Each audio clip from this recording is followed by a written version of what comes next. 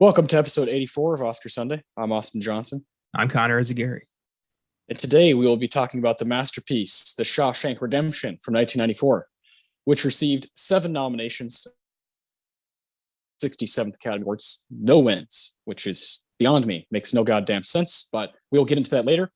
Before we do that, and before we talk about the individuals that make Shawshank what it is, we need to pay our respects to 2 cinematic titans. Peter Bogdanovich and Sidney Poitier recently passed away. And my God, you couldn't get any more different on the spectrum of filmmaking and what it means to Connor and I, but they both mean a whole lot. We'll start with Peter Bogdanovich. He's 82 years old. This guy totally got our attention through this show, through Oscar Sunday. We covered the 1971 Best Picture nominees not that long ago.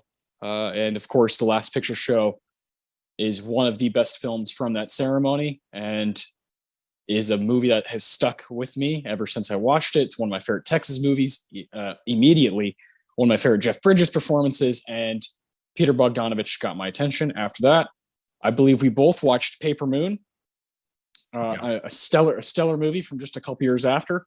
And not only was he a great filmmaker and one of the giants of his day, there's not a lot of people who advocate more for watching films, talking about films. I think there's a group of directors, and I think he's somewhere at the tippy top, along with the guys like Martin Scorsese and Quentin Tarantino. I think Peter Bogdanovich is in that group and somewhere near the top of guys who just consume the absolute shit out of films, and that's my favorite thing about him. He's got a bunch of little kind of commentary bits, little interview bits on Criterion right now on the Criterion channel, where he's just talking about movies, and it brought me to tears today just watching him, because his passion is endless, and when it comes to films, he's relentless with his opinions and with his passion for it. So rest in peace to just a great guy, a guy who means a whole lot to the film community. Yeah, the guy's a legend who I've only recently discovered through those 2 films, The Last Picture Show and Paper Moon especially. Yeah, I really liked the father-daughter dynamic. And say what you want about Ryan O'Neal, the film is a nice, cute little adventure. And also, I just want to shout out his role as Dr. Melfi's therapist on The Sopranos, which I completely forgot about till I did my rewatch, and that's Peter Bogdanovich. Yeah. Yeah, he was something about his look. He just represented what I imagine a director looks like in the 70s. He just had that image, and he never abandoned that. He did one of the first PSAs of, don't talk at the Alamo Drafthouse. He was one of those guys. And he's just, he's a filmmaker's director, and we're going to miss him. Yeah, we really will. And you and I, immediately after doing Last Picture Show, we were like, oh, we should definitely do one of his movies at some point. And that will be coming for sure at some point this year. He was nominated for Best Director and Screenplay for The Last Picture Show. So it'd be a lot of fun to go back and revisit that movie and check it out again. I was just pulverized by that film, and definitely gonna be watching more of his movies. Sidney Poitier, 94 years old, died in the Bahamas. Guy, he lived a very long life, and he's, as far as performers go, he's one of the most important guys to ever live. I saw a quote today from Kareem Abdul-Jabbar. He's a big cinephile, Kareem, and maybe the greatest basketball player to ever live. He talked about Sidney Poitier being representation, not only, of course, a black man breaking through, winning Oscars, being nominated for Oscars, and being this kind of icon and breaking through the industry. But he also, for a lot of black kids around the United States, represented what it looked like to be an intellectual, a functioning member that they could see themselves as, right? And those kind of people are absolutely massive when it comes to filmmaking, especially in the 60s, 70s, even as far back as the 50s. He's nominated for the Defiant Ones, a movie that we've covered on this show. Sidney's importance is hard to even scale. It's hard to even measure because it's so huge and so massive. And if you watch his work, he's fucking captivating as hell. I'd say, his win for Lilies of the Field is a movie that I'll go ahead and spoil it now. We have had that scheduled for months. We're doing that movie next month. We've had that scheduled for a very long time. I've always wanted to see it. I've always wanted to see the first African-American to win the Best Actor Oscar. I've always wanted to see that movie specifically. We've done the Defiant Ones. We've talked a lot about Guess Who's Coming to Dinner when we did an episode focusing on the late 60s. And then we also did an episode on In the Heat of the Night. So, we've covered some of his work and we both respect him a lot. This is one where I expect for the next, couple weeks for stories to come out and people to give their 2 cents about what he meant to them. And you always hear great things about him. He just seemed to be such a pleasant guy to be around and a true treasure, to cinema. A guy who simply had to be there. Otherwise, we don't know who would have broken through. It was Sidney. It was Sidney who did that. Sidney Poitier was the very definition of a trailblazer. Without him, cinema is different. Like so much of the cinema after the 50s is completely different if Sidney Poitier does not break through. And his work speaks for itself. He was an incredible performer. I've seen a good chunk of his work now, and he had a gravitas about him. He commanded respect. He was an incredible. I read about that he was he's one of the few Americans to have received an honorary knighthood from the Queen. I mean, that's fucking incredible. This one hit hard. He just seemed like he was going to be there forever. And I hope he's happy wherever he is. Yeah, me too, man. He's an absolute titan. I can't wait to do Lilies of the Field next month. That's always been on my radar ever since we started this show. Is like, I've always wanted to see it, and now it's like, okay, now I have a real reason to watch it and talk about it. So, yeah, if you're a fan of his, if you're interested in hearing us talk about that movie, we're going to be doing that about a month from now. I cannot wait. And Sidney and Peter, just God bless both you guys. Y'all did a great stuff for what we care about here at Filmgazm, and you'll be missed. Both of you will be missed a lot. Yeah. Thank you for the work. Seriously.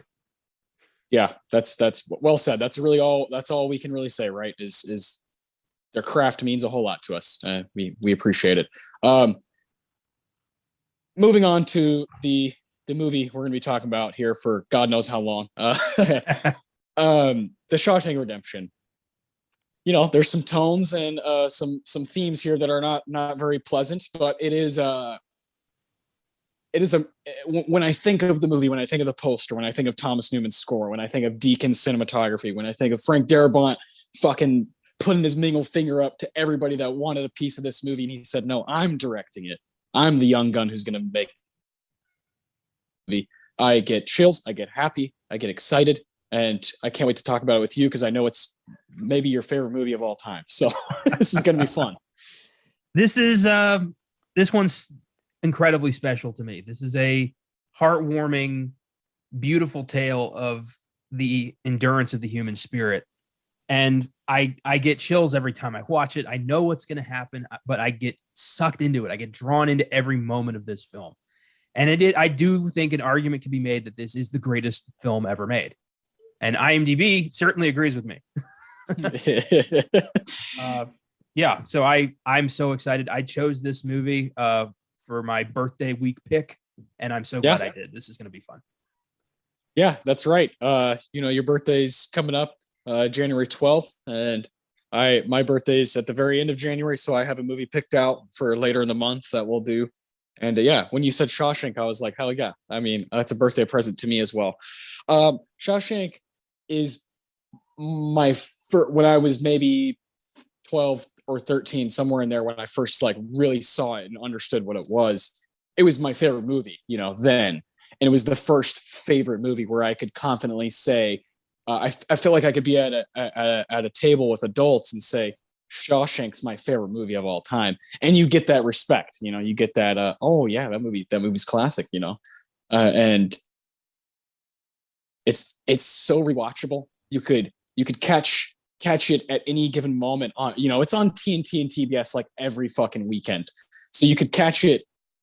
This is where Boggs goes away for good. This is where Boggs loses his goddamn legs. Oh, this is where Brooks, Brooks was here. This is where Andy decides, fuck this. This is where Tommy dies. This, so on and so forth. Every single moment you can kind of jump in. It's so episodic. You can jump in and just be like, I'm in. I'm on board. I don't care how much is left. And God bless that last 20 minutes. It's just sublime. and I love this movie. I can't believe that at one point in my life, I kind of thought it was my most pretentious stage. I was kind of like, oh, Shawshank's overrated. No, it's just that good. It's just that good. It really is. I think some movies reach a point where they're so good that you can't quite accept it. And I'm with you. I think, an argument could be made that it's it certainly has an argument to be the best American film of all time, and certainly has an argument to be just one of the most like endearing movies we've ever seen as a big audience. Everybody's seen it. Everybody talks about it. Everybody knows about it. Even though that wasn't the case when it came out, it was a big, huge bomb. People didn't give it the respect that it deserved right away. And apparently Derebot was, really hard to work with at this time. And Morgan Freeman wanted to just kind of forget about the experience altogether. And of course, later on, they all start to embrace it because they realize that people love this movie. Especially males. This is a male dominant movie. It's really got no females in it, except for at the very beginning. It's about two guys, really. It's about two guys in this platonic relationship where they just love each other. They're just friends, for over decades. It's really, really cool. And I'm really happy to be here talking about it. It's a movie that we've had circled for a long time. We did it as a Filmgazm episode a long time ago, but it feels right to bring it back here. We're going to talk about individuals here in a minute. We're going to talk about the 67th Academy Awards, which again, 7 nominations, no wins. We both have a lot to say about that. And then we're going to give our own awards out. So I cannot wait. Buckle up. So few people actually realize that this was written by Stephen King. Yeah. Which is amazing. It's one of his novellas from different seasons alongside films, Stories That We Become, Stand By Me, and Apt Pupil. It's a fantastic book. I mean, God, there's some masterpieces in there. But the short story, Rita Hayworth and Shawshank Redemption, is Derebot changed almost nothing. I mean, he did a couple things there to tighten the story. He kept the warden the same throughout the whole movie, which was a good choice. And then he changed Morgan Freeman's backstory because Red in the book is an Irishman. And with this, Derebot showed that I believe he should be the only one allowed to touch Stephen King's work because he gets it, man. 3 times he has pulled this off so beautifully. And with this, I mean, what about God? King is such a Renaissance writer. What he can do, the scale, the range this man has in terms of storytelling. I was reading in the book. There's a little anecdote he says where he was at the grocery store, and some lady walked up to him and said, your stories are really scary. You should write something more dramatic, more calmer, like that movie, The Shawshank Redemption. And he's like, well, I wrote that too. And she's like, no, you didn't, and walked away. And that was the whole interaction. Just, the more you know. I hope somebody here is like, what? Stephen King wrote that. And now they know that. Yeah. I love that. I love that. I know I was letting you bring that up because you're a huge Stephen King fan. two of the best adaptations of all time of his work is Stand By Me and Shawshank, two movies that are not horror, that are not like quote unquote scary. And I love that. I love that about him. It's a testament to King, and it's a testament to Frank Darabont understanding the work and understanding how to adapt it. And God damn, the screenplay is just fucking dynamite. It's rock solid. Like I love the screenplay so much. I rewatched it last night. It's been a while since I've seen it, probably since we did that episode a long time ago on Filmgazm. Yeah. And I'm glad I waited that long, because when you give a movie that much juice to kind of amp up and amp up and amp up, and then you watch it and you're like, oh my God, I forget this is why I love this shit, and that happened so many times, mostly through the screenplay and through what the guys were saying. Ah, man, it's so good. So let's start with Frank Darabont. Let's talk about him. Let's talk about a little bit about his career, talk about his Oscar stuff. I'm guessing this is your favorite Darabont film. Yes. Without a doubt. But I mean, like I said, his King adaptations, The Green Mile and The Mist, also fantastic films. But Shawshank is something special. He tapped into something that very few films have tapped into with this movie. Yeah. Yeah. So he gets the nomination for screenplay, Shawshank, then gets the nomination for screenplay again for The Green Mile. And then The Green Mile was up for Best Picture, and he was part producer for that movie. So that's it for his Oscar resume. But yeah, man, I'm with you. What he does later on, and then the guy, like, I mean, works on The Walking Dead. Are you kidding me? Like, he creates The Walking Dead. Like, he developed it for TV. That's insane. It's just so crazy that this is the dude who dominates movies in the, not at the time necessarily, but later on, as we look back through the, mid to late 90s. And then as he gets into the 2000s, I'm just going to go ahead and make this TV show that might be one of the biggest things to ever exist in pop culture. I think it's so unfortunate that from all reports, he is like the biggest prick in Hollywood, because no one wants to work with this guy. He got fired from The Walking Dead and has been suing them consistently ever since.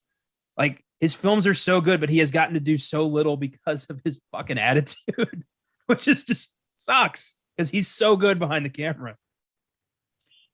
Yeah, I read a lot about this movie specifically. He just thinks he's this young, hot fucking director, and Morgan Freeman was just like, this fucking guy. That scene when Andy and Red first kind of start actually talking when they're out in the yard, and Red's throwing the baseball. Morgan Freeman, left-handed, by the way. Gotta love that. And he's tossing the baseball. Apparently they did 50 something takes. And so Morgan Freeman's constantly throwing the baseball back and forth. And the next day, apparently he threw something out in his arm, in his shoulder. The next day he showed up in his sling and was like, fuck you, Frank. My arm hurts. Give me a goddamn break. Cause Darabont was a guy who was coming out the gate hot. And let's remember where Morgan Freeman was at, just a couple years before. He does Unforgiven, where Clint Eastwood, director, famous for short days, get your rest, get your food.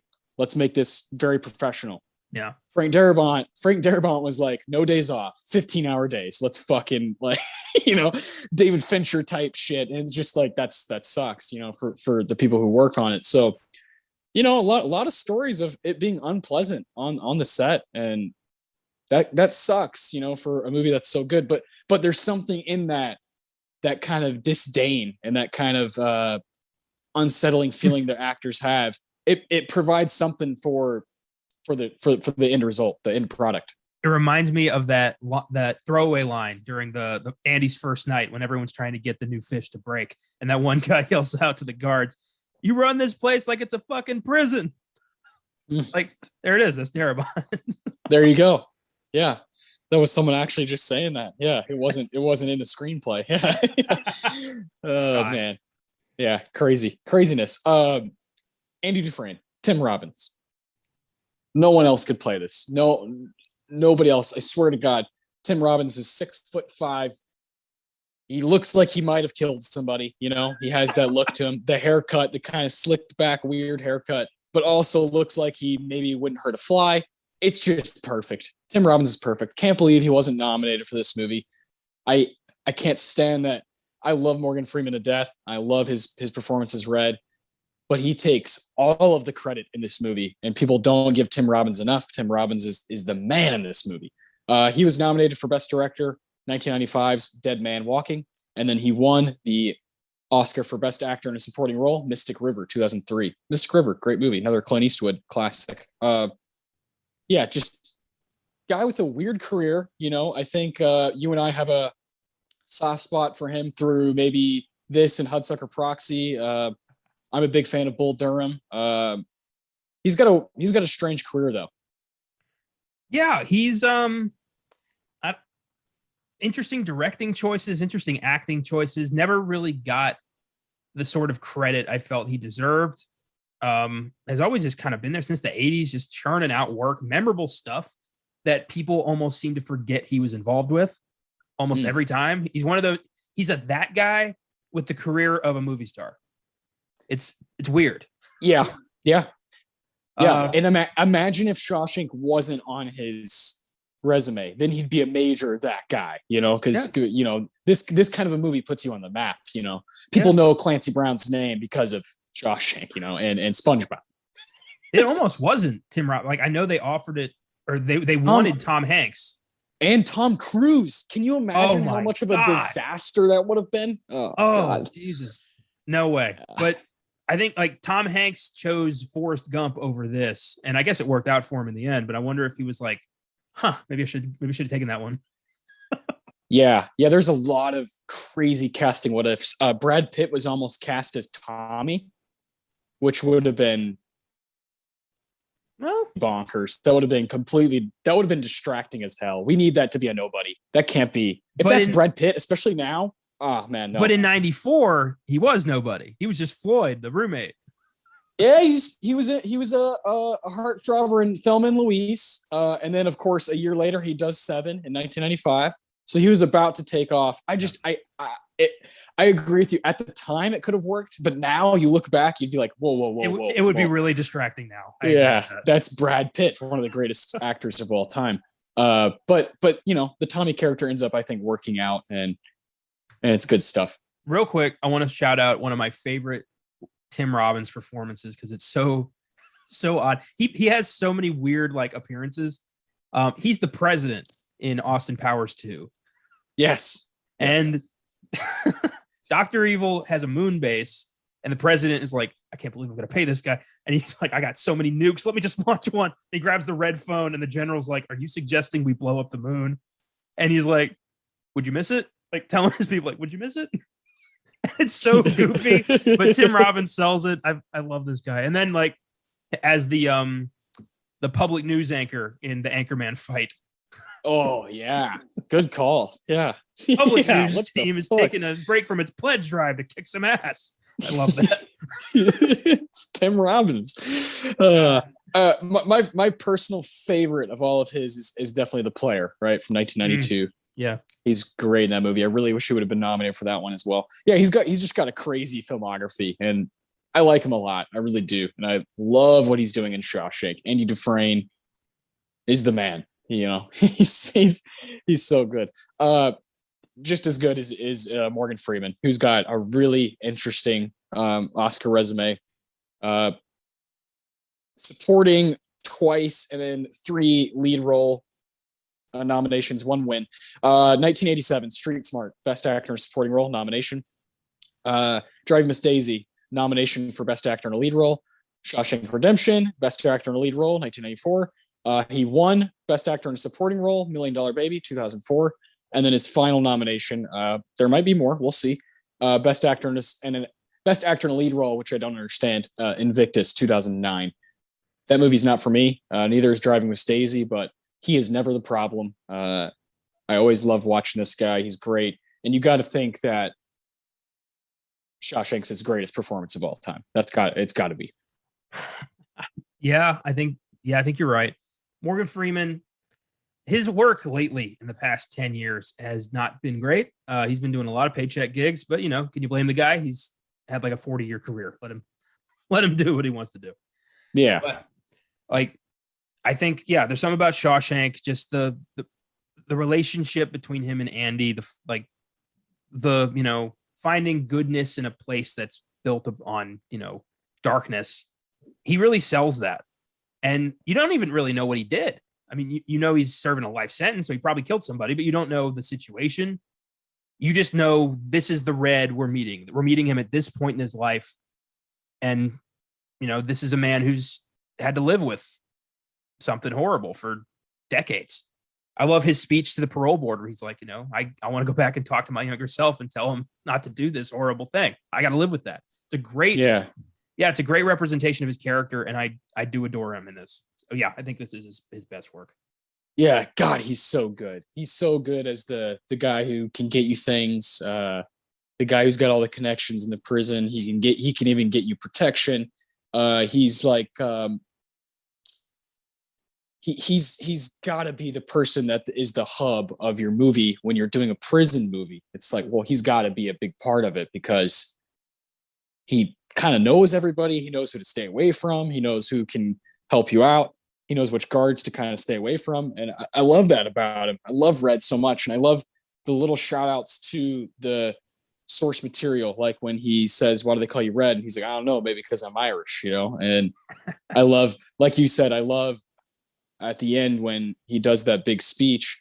I love when the way he says it is so cool. And he's like, I want to try to talk some sense into him, get to him, and then he's like, but rehabilitated is a big word for you to say, Sonny. He keeps calling him Sonny. And then he's like, honestly, I don't give a shit. And then approved. And it's so cool. It's so awesome that sense that he has of being the only guilty man in Shawshank, that he admits that he's okay with it. He accepts it. He's doing his time. He's paying his dues, making the best of his time while he's there. God, he's amazing in this movie. I'm sure we'll be talking about him more later. He's just lights out. Love Red. He's from the get-go when I first saw this movie and I saw him taking bets on, who's going to crack first, the fresh fish. I was like, God damn, that's who I would hang out with if I was in fucking prison. I'd be, how can we bet on stuff? How can we, they're betting cigarettes and different things. And yeah, it's just so cool. I love that character. I also love Brooks. One of my favorite characters in the movie. And he's played by the wonderful James Whitmore, who's awesome in this movie. He passed away in 2009. He was 87 years old. So when he does this movie, he's in his mid 70s and he looks every bit of it, right? His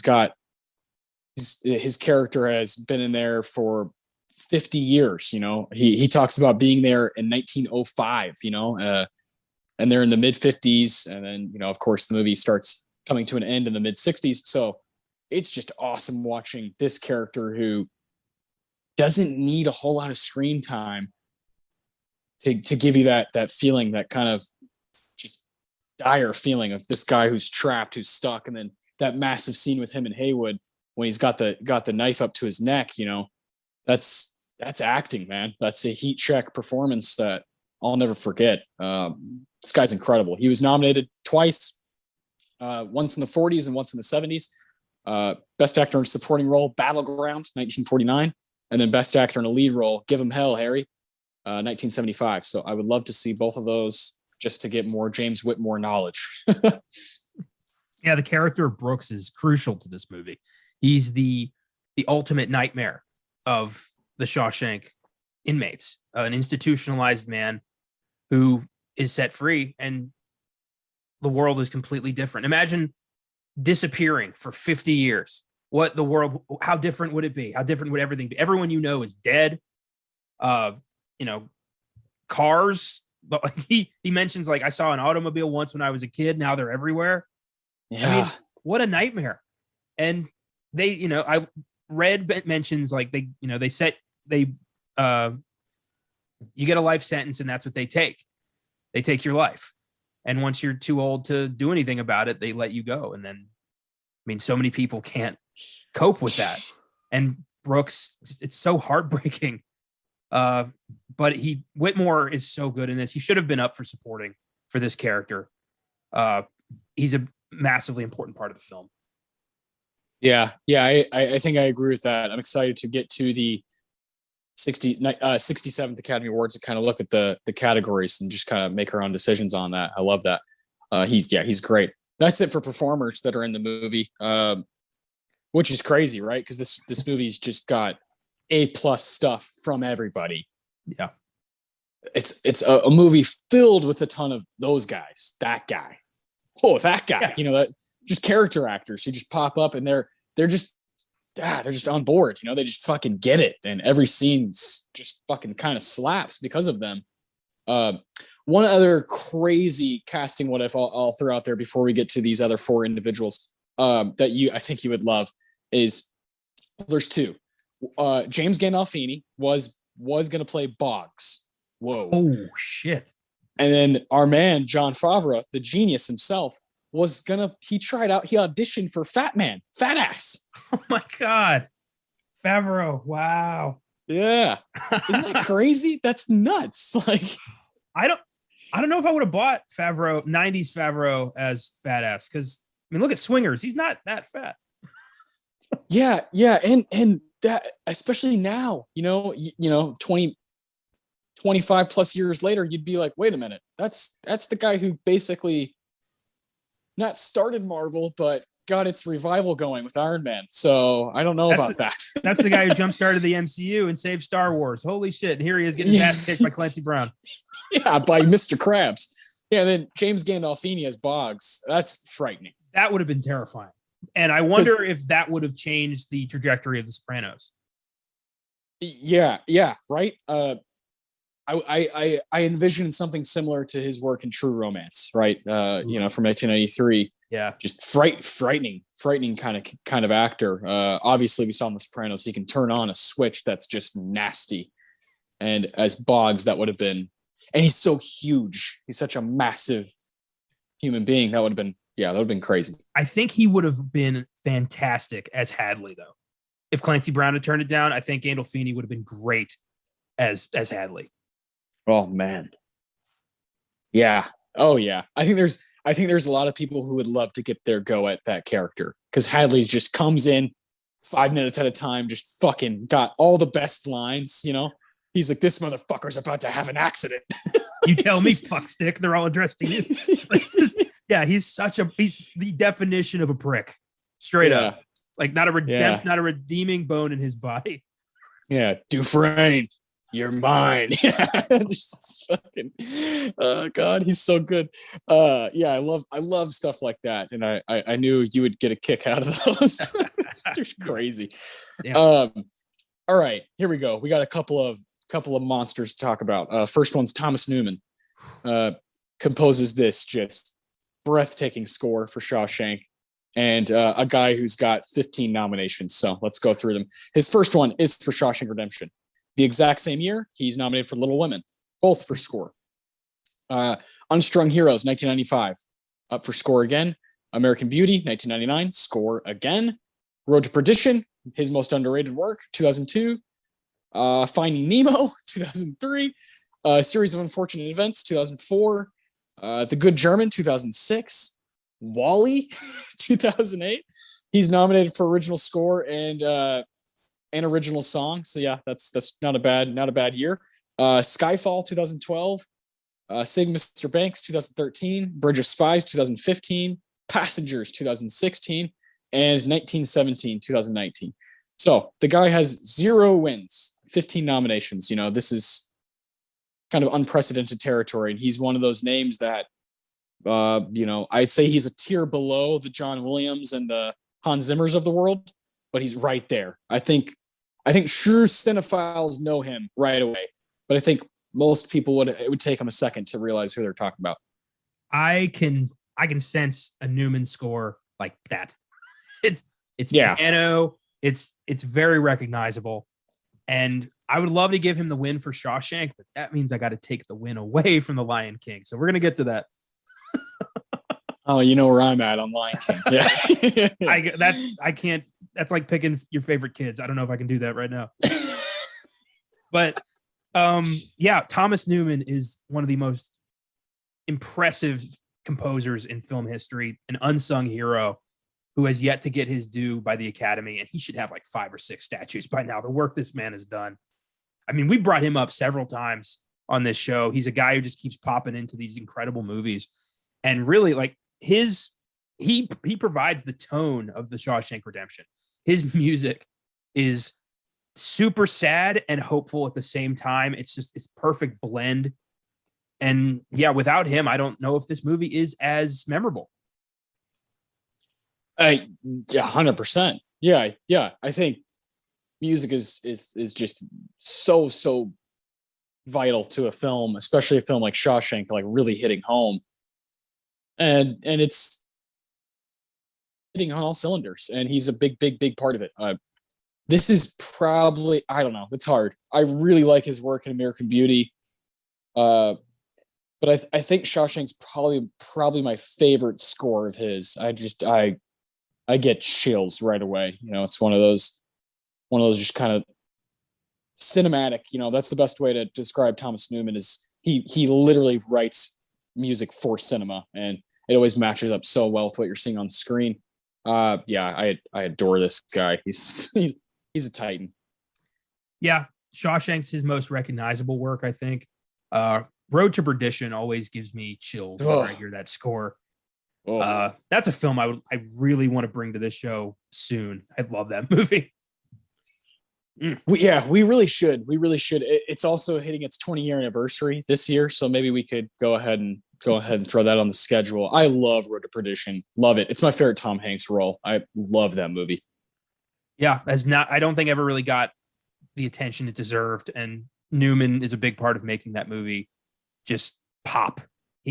He's the best. Like, in some capacity, what he can do, it's not, John Williams makes these movies, rise above something. He makes them extravagant, unforgettable. Thomas Newman, he does that on a smaller scale that I think is so much more important. I think that he microdoses you with amazing music. Okay. It's hard to explain. I like that a lot. That's a good way of putting it, and a good way to kind of respect Thomas Newman's work. Yeah, it's really cool. Oh man. The next guy has somehow more nominations than Thomas Newman. Thomas Newman with 15. Roger Deakins. Roger Deakins, the man. His first ever nomination for, of course, we're talking about cinematography. If you don't know that, you're listening to the wrong show.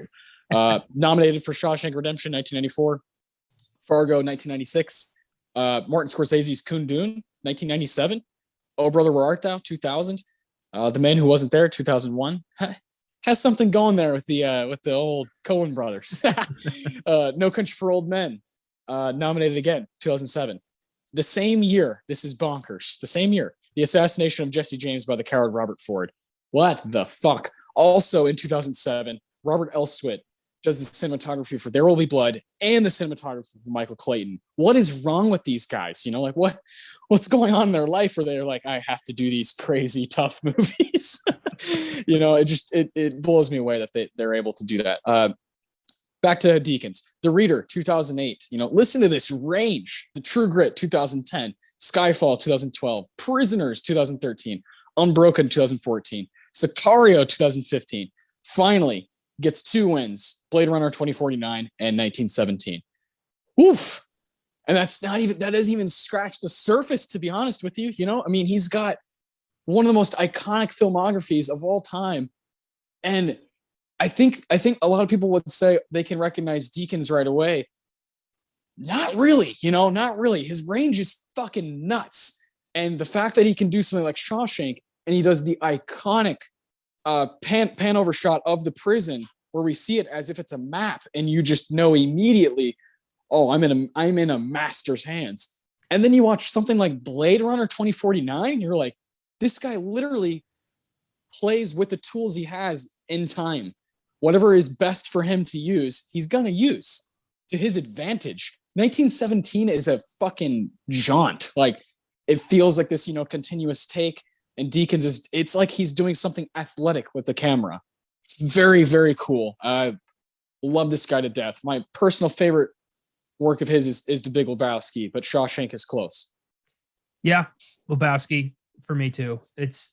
that that movie is filmed like a film that is so much more self-serious. It's behind the camera. Deakins was making a different movie than the Coen brothers were. And that hybrid is the beautiful film we have today. Exactly. And he does that. He does that a lot. I think Shawshank is screenplay is amazing.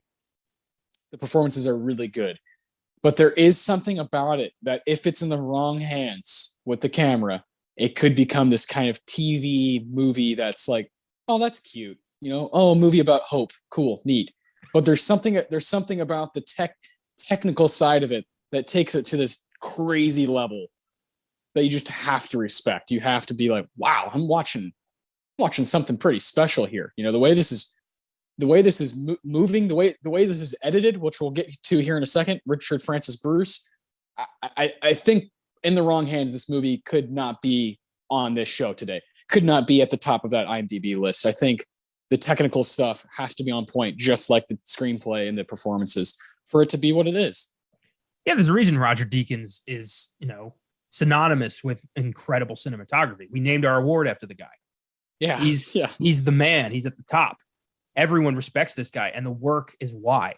He takes these films that could be great, could be shit, and he makes them stand out with his camera work. He makes masterpieces. And very few people can say that they consistently make masterpieces. Yeah, and if not a masterpiece, it's like well worth watching, because you're looking at incredible stuff. Something like Prisoners is like, what a ride, what a wild ride. I love that him and Denis Villeneuve have this understanding of these two completely different minds. I love that about them. And the Deakins, Coen, Carter Burwell, I'll throw him in there, composer. Those guys together is like, you cannot beat it. These guys are just at the tippy top of their game all the time. Yeah, Deakins is the man. We could go on about him forever. Yeah, not only do we have our award, we have our last award, our biggest award of our show. The best scene of the movie is called the Deakins Award. So, we really, really, really like him here on this show. And I think we're speaking for all cinephiles when we just say we flat out respect him. So great stuff. Shawshank is some great work from him. Richard Francis Bruce, been nominated 3 times for film editing, including Shawshank Redemption, 7 a year after, Jesus, and Air Force One, 1997. Again, this is something I just stand up for.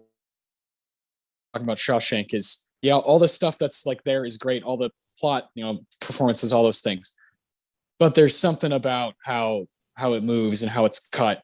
And there were definitely tough decisions made. I've seen some deleted scenes from it, and those should have been deleted. I really do think they made the right calls here.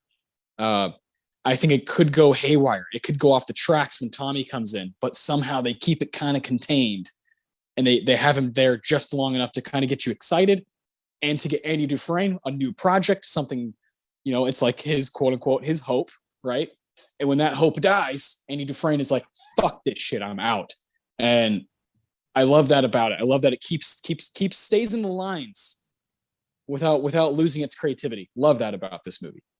Yeah, Tommy's there partially to, give Andy something to do after the library, but also to finally confirm to the audience that Andy really didn't do it. Yeah. Like, you need that as an audience member to be like, am I rooting for a guy who murdered his wife and her lover brutally? And at that point, you're like, no, I'm not. I'm rooting for an innocent man. Let's do this. It's crucial. God. And it is edited very well. I mean, you're spanning 20 years here, and you need it to move briskly. And it does. It does. There's never a dull moment in this film. And that is impressive. For a film that's over almost 2.5 hours long, it blows my mind whenever somebody can make a film that long and I don't even notice. Yeah. Yeah. And then, I would say, as far as editing goes, fucking talk about taking it to the next level. Richard Francis Bruce and editing 7. What the fuck? Yeah. Well done. Jesus Christ. Just crazy. That movie would be a lot of fun to do on this show. And oh my God, that movie moves like nobody's business. And I cannot imagine being the guy that's in charge of doing that. Hats off to him. I like Air Force One, but it's been a while since I've seen it. These other two movies are in a class of their own compared to it. I watched Air Force One pretty recently. It's a fun movie, get off my plane, Russian Gary Oldman. Okay, sure. Why not? This is fun. Cool. Yeah, cool. Also, just because I know, this is something we love, Richard Francis Bruce also in charge of editing The Rock from 1996. So hell yes, a great movie that we both love that doesn't get enough praise. Oh yeah, Rock's fucking fantastic. I love that movie. So good. Yeah, me too. It's just bonkers. All right, last guy I want to talk about here, production designer, which is an underrated part of Shawshank Redemption. I think Shawshank Prison, it's in Maine, but the movie was filmed in Ohio. We never second guess that. We never fucking think about it. It's just out of prison the whole time. Great stuff. Terrence Marsh has been nominated 4 times, 2 wins. And these are all from 1965 to 1971, which is crazy. It's really crazy. So he was quite young when he got these. He won Best Art Direction. Dr. Zhivago, 1965. Is that how you say that one? Zhivago? Zhivago. Yeah, we've wanted to do that movie on here before, but we just kind of it has been elusive. We haven't been able to get to it. He won for Best Art Direction for Oliver, 1968. Yikes. Probably not my kind of movie. And then was nominated for Scrooge in 1970 and nominated again for Mary Queen of Scots, 1971. These are all art direction. He's listed as an art director, production designer, all these different things. Clearly loves to be on the set, working, making things look like a film. And you have to appreciate guys like that. Oh yeah. I'm looking at his IMDb here. He what a wide variety. He did the production design for The Adventure of Sherlock Holmes' Smarter Brother, a hilarious underrated comedy from the 70s. It's Gene Wilder who wrote and directed it and stars as Sigerson Holmes, the third sibling that Sherlock and Mycroft don't talk about. Beautiful. So fucking funny. So good for him. I don't see that movie mentioned a lot, so that's cool. I wanted to shout that out. Yeah, what a great resume. Yeah, it really is. From the movies that we've talked about, the nominated ones, The Hunt for Red October, The Green Mile, Shawshank. I mean, yeah, it's just kind of crazy what all he has here. Spaceballs, 1987, Basic Instinct. Yeah, crazy. Fallen, his final movie, Rush Hour 2, as production designer. He passed away 4 years ago now, 2018, at 86 years old. So yeah, Terrence Marsh, rest in peace, and thanks for the crazy filmography. Wow, he died 2 days from now. We're recording this on the 7th. Holy shit, he died on January 9th. Well, and actually, it's Friday that we're recording this, so this episode will come out January 9th if you're listening. So holy shit, that's creepy. Yeah, 4 years to the date. If you're listening today, wow, Terrence Marsh, rest in peace. Yeah, and what a way to end our individuals. Good God, jeez, that's pretty dark. God damn. The 67th Academy Awards. We'll jump straight over to those. Keep this thing moving. Oh man, this is gonna be fun because again, 7 nominations, no wins. I can't wait to figure out what irks you the most. Because this show that I think has one of the more balanced and good best picture groups of all time. Yeah. And I can't wait to get to that. So we'll kind of start with the lesser categories, just kind of work our way up. We always use IMDb to kind of guide us on that. So what's at the bottom there for Shawshank? Best original score. Okay. Well, I mean, these are all pretty heavy hitters. So here we go. Okay. So we've got nominees: Forrest Gump by Alan Silvestri, Interview with the Vampire by Elliot Goldenthal, Little Women by Thomas Newman, The Shawshank Redemption by Thomas Newman, and the winner, The Lion King by Hans Zimmer. Oh, why make me choose? Fuck. See, I've seen all these movies. This is good. I have not seen Little Women or Interview with the Vampire.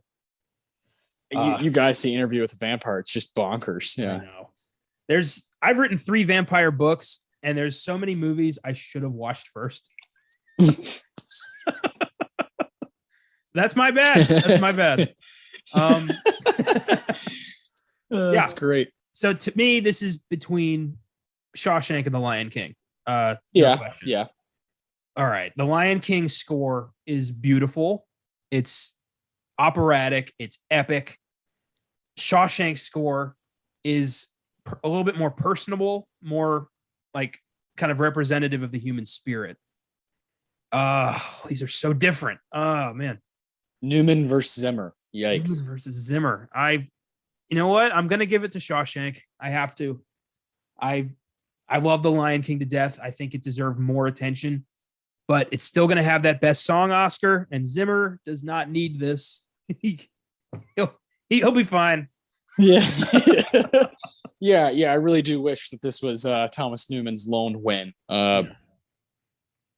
Yeah, that's definitely where I'm voting. I'm not saying Hans Zimmer's score isn't good or anything. It's incredible. And I have my feelings about The Lion King. Just not one of my favorite Disney movies. Yeah, we'll get to that one day. But Newman's score for Shawshank is something else. Is out of this world. And I don't want to sound like someone who's like live action over animated. That's not how I feel at all. I just think the Shawshank is in a class of the score. I think it's one of the better nominated scores of all time. And I really wish it would have got the win. I think it's at this point, if you don't recognize, the music from Shawshank, you're just lost. It's that good. I love it. I think of it like this. If I can hear a piece of film score and know exactly what part of the movie I'm hearing, that's a masterpiece. And Thomas Newman's Shawshank score has that. I don't think Zimmer's Lion King does. Okay. Yeah, there's definitely moments of Hans Zimmer score you're like, oh. Yeah, that's the Stampede. That's Circle of Life. That's King of Pride Rock. But every second of Shawshank, I'm like, oh, there's exactly that. There's Boggs attacking Andy in the shower. Like, there it is. Yeah, exactly. And that's due to its, the wonderful music, but also due to its just episodic fucking execution as a film, where you know exactly where you're at with sounds and different kind of what would you call them? Kind of like signals, throughout Shawshank, where you know exactly where you are. And I love that about the score. So good. Gotta give the score the win here. Yeah. Yep. So you want to jump to film editing? Film editing I think this is the most interesting one here. Okay. Okay. Film editing. We've got Hoop Dreams, Pulp Fiction, The Shawshank Redemption, Speed, and the winner, Forrest Gump. You never see documentaries outside Best Documentary. This one deserves it. Hoop Dreams is like a 3.5 hour, just epic documentary that I will definitely put on the schedule at some point here on Oscar Sunday. I fucking love Hoop Dreams. You just bought it for me not that long ago on Criterion. Yeah, and I have a feeling I'm going to regret that. No. You're gonna love Hoop Dreams. It is a stirring, moving, incredible doc. I would put it right on that same kind of plateau as Minding the Gap, which we did on this show a little while back. I have to go with either Speed or Pulp Fiction when it comes to editing. Oh boy, I think I'm gonna go Speed. I think John Wright should get Best Film Editing for Speed. Speed is like just simply lightning in a bottle. It's movie magic. And all these other films, what they don't have is a fucking moving bus the entire film. So Speed. I can't wait to do Speed on the show. Obviously we're doing Shawshank. One day we'll do Hoop Dreams. Our first episode ever was Pulp Fiction on this show. And Forrest Gump, of course, we'll do one day for a giant Best Picture showdown. But 1994 is kick ass. Yeah. This is one of the most powerful Oscar years in history. We've pulled from this mine a few times. It just keeps giving. It's a gift that keeps on giving. I'm going to give this one to Pulp Fiction. Okay. The editing of that film is unreal. I mean, the keeping the pace while also making the film out of order and having everybody know exactly what's going on the whole time is impressive fucking work. Sally Menke was an editing genius. Yeah. Pulp should have gotten this. I'm okay with that. Pulp is like, I don't even fucking care. It's edited so well. It looks so good. Tarantino's directing the absolute fucking shit out of it. And it doesn't really matter. Even if I was like, I don't really get this, it wouldn't matter. It looks so good. It moves so well. I adore that movie. So I have no problems with Sally Menke taking the win here. I think Pulp and Speed are on a different level of like what they're doing cinematically with editing. Speed has no business being as fucking great as it is. Exactly. So I got no beef with Speed at all. Yeah, I love Speed. I really wish Speed was like up for Best Picture. It's so good. Speaking of Speed being good, Best Sound. Clear and Present Danger, Forrest Gump, Legends of the Fall, The Shawshank Redemption, and a win for Speed.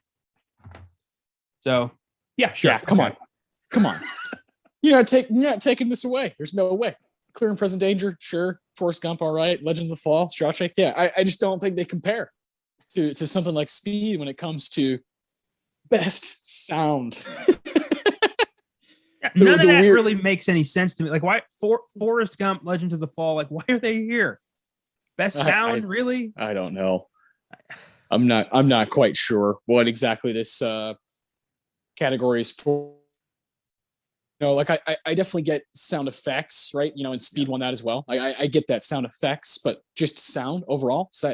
Does that include the soundtrack? Does that include score? Like sound? I don't know. Well, after our visit to the Academy Museum, I'm now thinking about it in terms of like ambient noise and Foley effects and like all of that shit that goes into making a film sound.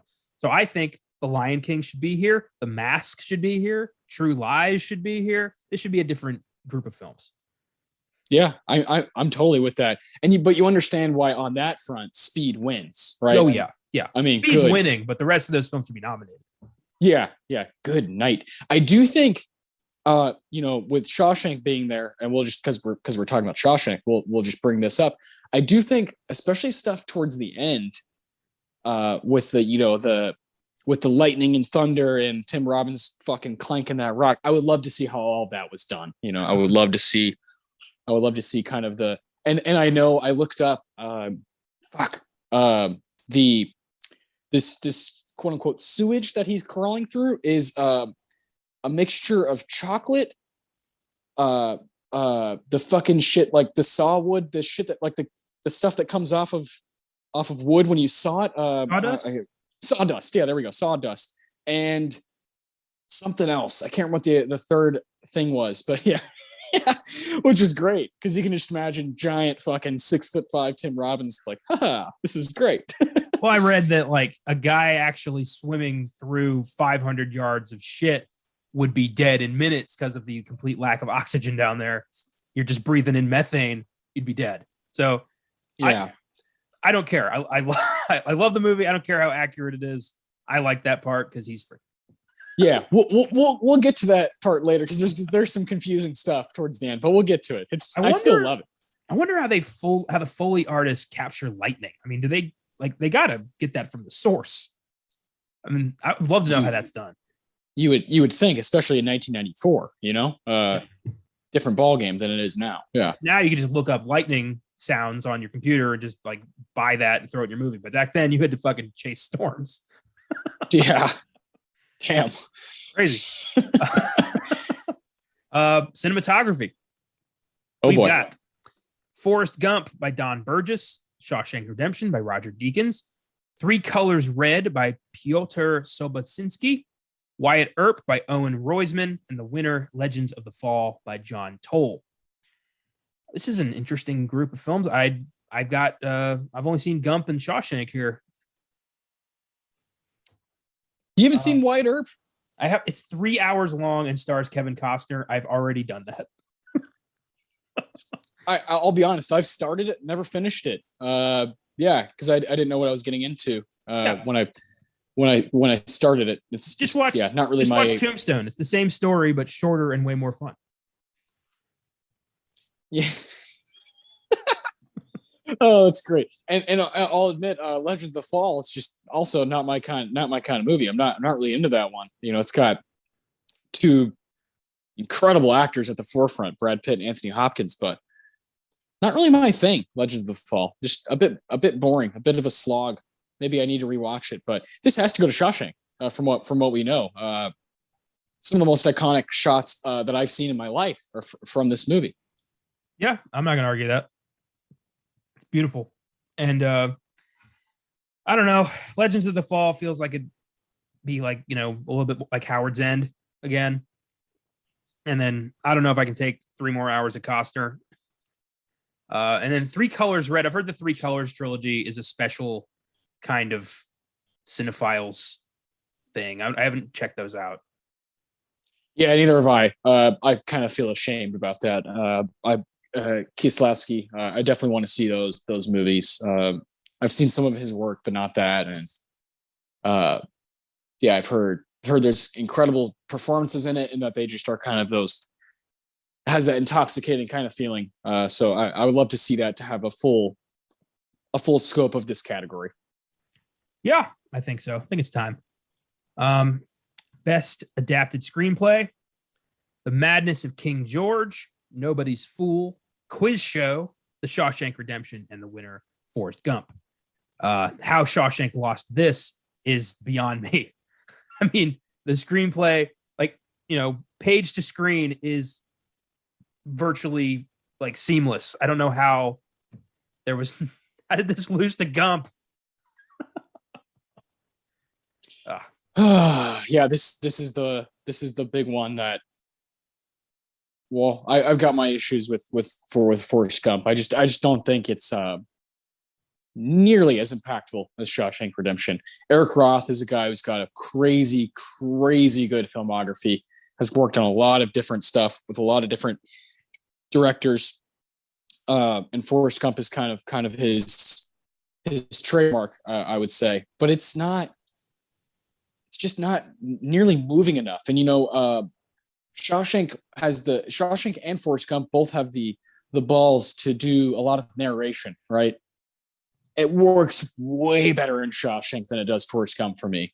Morgan Freeman's voice throughout and the stuff he's saying is just fucking amazing.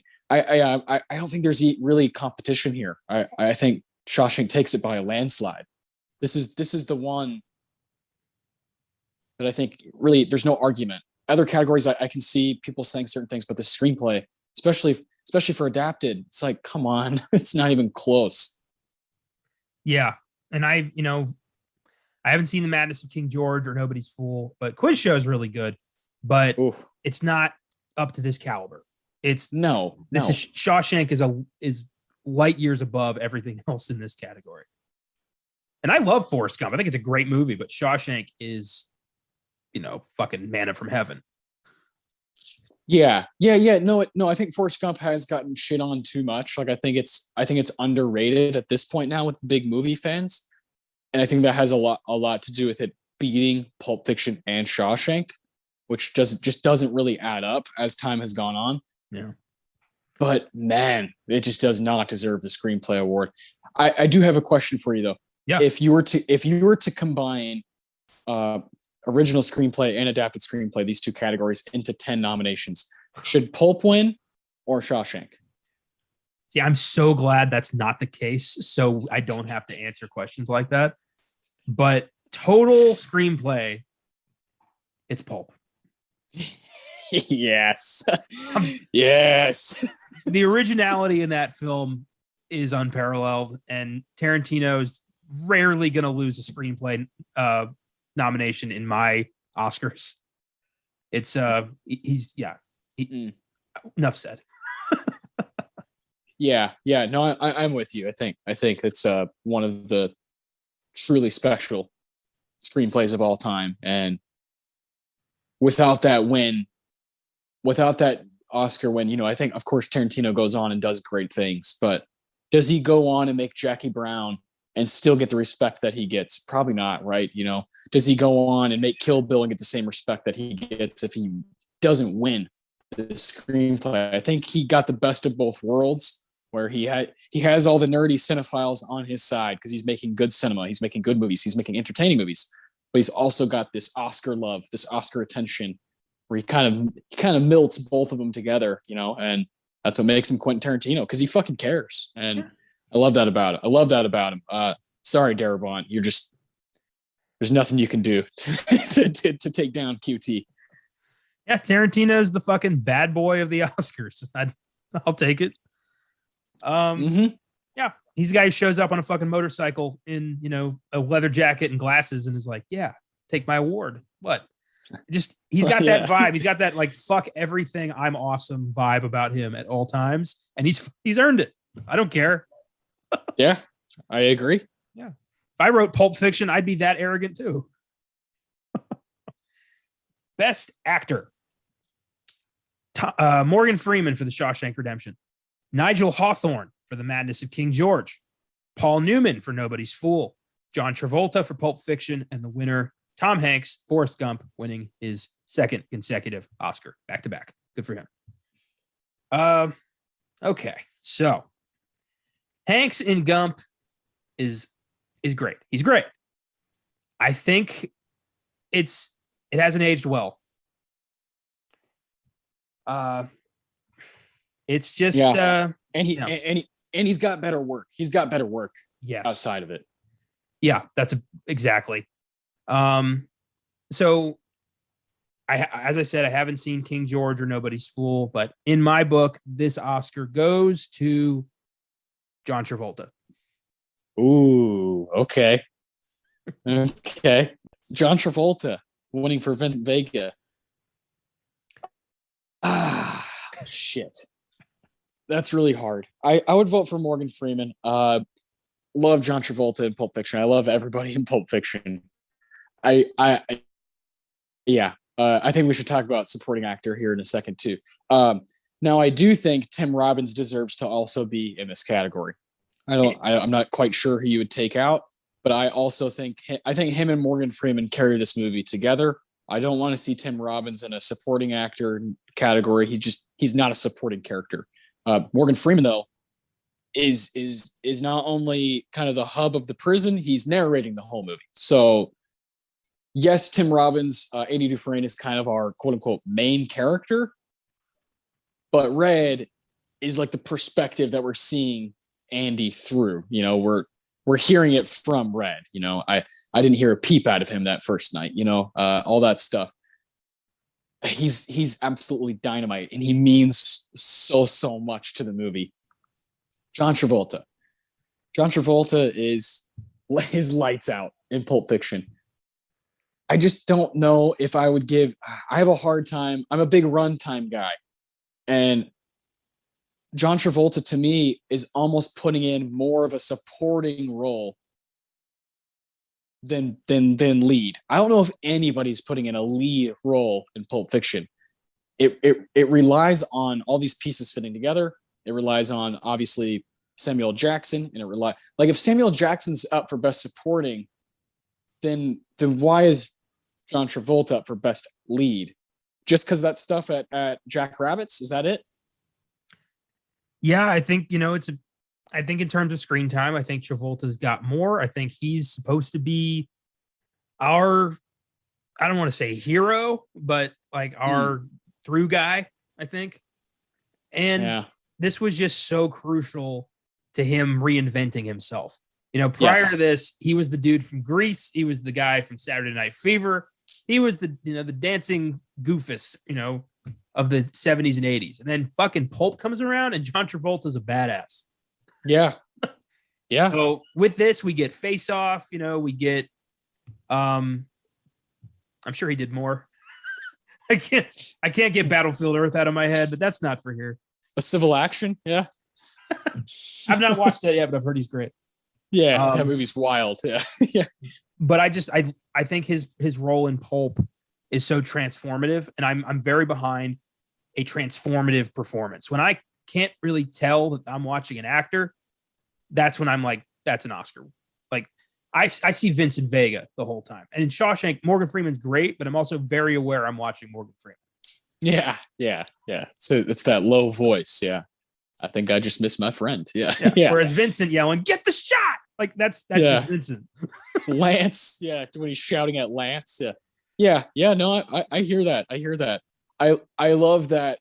With all that said, he gets fucking blasted by Bruce Willis. Yeah. Every time Vincent takes a shit, something bad happens. Yeah. Don't go to the restroom on the job. Yeah, one of my favorite scenes is of course, all the stuff with him and Uma Thurman, and he's in the restroom and he's like, "Finish your drink, be a gentleman, and go home." She's fucking overdosing. Pulp Fiction's just lights out. Everybody's really, really good. I mean, Ving Rhames is great in that movie. Uma Thurman, like everybody's just kind of punching above their weight, and that's what kind of has made it last so long. Yeah, fucking Eric Stoltz is great in that movie, and I've never said that. Neither have I. That's great. Okay, so real quick, supporting actor. Yeah. This has always been one time. Hold on, what the fuck? Because Martin Landau, really good in Ed Wood. I like Ed Wood.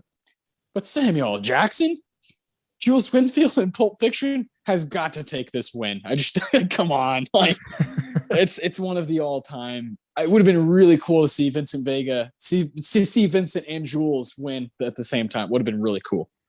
Yeah, it would have. And I think you're going to be very surprised at who I would have for this. I would give this to Gary Sinise. Oh no. I'm sorry. Lieutenant Dan is one of the he's the main reason I fucking love Forrest Gump for its own reason. Gary Sinise as Lieutenant Dan is such a great character. He's just so broken and so devoid of hope, but over the course of the film, he learns to care again. And it's so beautiful. And he does that so well. It's his greatest performance. And yeah, that's fair. I thought you were going to go with Paul Scofield for Quiz Show. I was like, okay, I can hang with that. I love Quiz Show. I don't know why the fuck Scofield is the guy who got the nomination from Quiz Show, because he's in it for like 5 minutes and is so forgettable. That should be Turturro's nomination. Yeah, John Turturro's lights out in that. I love that movie. Love Quiz Show. Quiz Show is the very first review I ever wrote for Filmgazm. It's the first thing.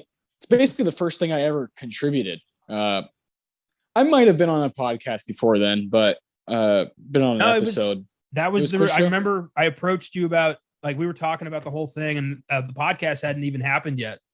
And we were like, I was like, "You want to do some reviews?" And you sent me Quiz Show. And then from there, I'm like, okay, this guy's serious. And I love Quiz Show. It's a great movie. It's awesome. Yeah, it's like a rock solid 8 out of 10 for me. It's just one of those that it's not going up, but it's not going down. But also, Martin Landau as Bela Lugosi is such a fantastic performance, and I'm so glad he won. It is a great performance. Yeah, this is a good year. It's a very good year. It is, yeah, filled with dynamite stuff and stuff I haven't seen yet. Like for example, I really want to see Nell, Jodie Foster's nomination for Best Actress. I want to see her in that. I did watch Blue Sky, Jessica Lange's second win. Not a great movie, but god damn, she's good in it. She plays like a mentally ill. She's Tommy Lee Jones' wife, and he works for the military, and he's getting placed around different areas of the country, and they land in Alabama for a little while. And boy, oh boy, is there some lulls in it. But Jessica Lange, every time she's on the screen, yeah, she's dynamite. I love checking out random stuff, just picking a ceremony and picking a movie. Just fuck it, just check it out. So I definitely will try to get to, I think the Colors trilogy, of course, Red is from this year. That's something I want to get to, but I keep seeing Nobody's Fool. And that's the one that's kind of jumping out to me. Paul Newman. I love Paul Newman. So I'll probably try to get to that next. I really want to see The Madness of King George. That too. Yeah, that too. Fuck. How big a history buff I am. And to see a movie about, King George III losing his mind after the revolution, that's right up my alley. I got it. Yeah. Yeah. And then Woody Allen, nominated for best director, Bullets Over Broadway. Haven't seen that one either. So a lot of stuff to check out. I can't believe Derebot didn't make it into best director. Well, yeah, let's look at that group. You got Bullets Over Broadway, Woody Allen. Whoa. Pulp Fiction, Quentin Tarantino, whoa. Quiz Show, Robert Redford, whoa. Red, Christoph Kieslowski, whoa. And Forrest Gump, Robert Zemeckis for the win. Just crazy group. We haven't seen Red or Bullets Over Broadway, but I mean, sorry, Robert Redford. Like, you got to take Quiz Show out. Those three that we've seen and put Derebot there. That Derebot's just lights out in Shawshank. I take Woody Allen away because I feel like most of his nominations aren't deserved, just on principle. I feel like he's one of those guys who's just constantly getting nominated because he's Woody fucking Allen. Yeah, I feel like Woody Allen has the Oscar resume that like Spike Lee should have had.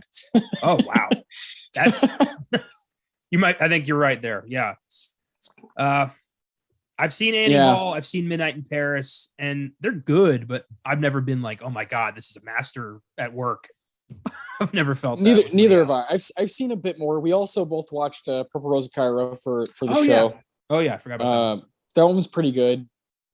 But there's always something a bit too like corny about his work for me. Like there's always something, there's like a touch of cheese that I don't really like. And of course it's Woody Allen. This guy's got a strange personal life that I don't really feel unfolding on this show. Honestly, I just don't feel like doing it. Yeah.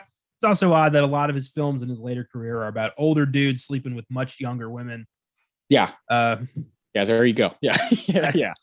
So I don't need that in my life. But I also do not want to take an Oscar win away from Robert Zemeckis because he is so fucking dear to my heart. Yeah. So this would be tough for me.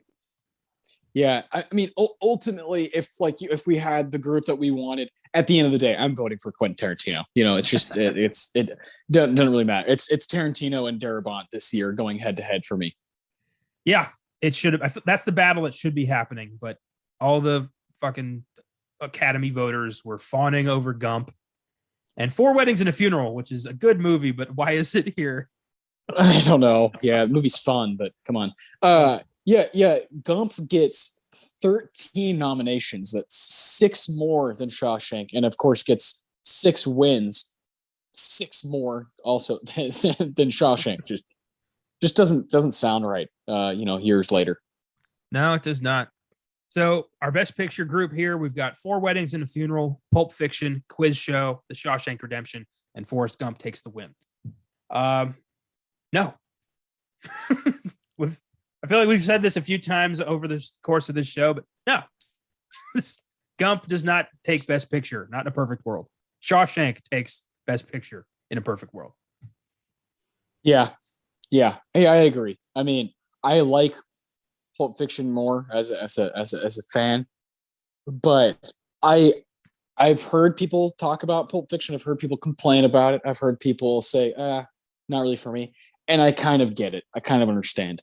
Shawshank, if you've got a fucking pulse, if you've got a heart, I don't know how you can not watch this movie and be completely moved by it and honestly be almost changed as a person. So if a movie comes out that does that and is really good and has good performances and has kick-ass cinematography and directing, like it deserves Best Picture. If it's going to be in the group, go ahead and give it to it. This has happened many, many times where a movie is in the group and they just look a little too far, or they're like, oh, well, it didn't do very good at the box office. So just fuck it. You've seen it. You know what the product is. I think Shawshank is definitely, as far as this goes, the best movie of the whole ceremony, the best overall film of the ceremony. Yeah. Enough said. I hope that box office gross isn't part of the thought process for these guys. I mean, I wonder what goes into that, when they watch their 15-minute clip and they're like, okay, what should this get? I wonder how that's all done. I'd like to look into that. Well, this could be its own episode, but have you been seeing the stuff that Kevin Feige and Tom Holland have been saying about Spider-Man? Yes, I have. Ballsy, but I admire the push. Yeah, I think it's very possible. I think No Way Home could definitely get a Best Picture not win, but best nomination. It is fascinating that over the holidays, from the time that No Way Home came out to basically to now, as far as theater revenue, Spider-Man No Way Home takes up nearly 80% of it.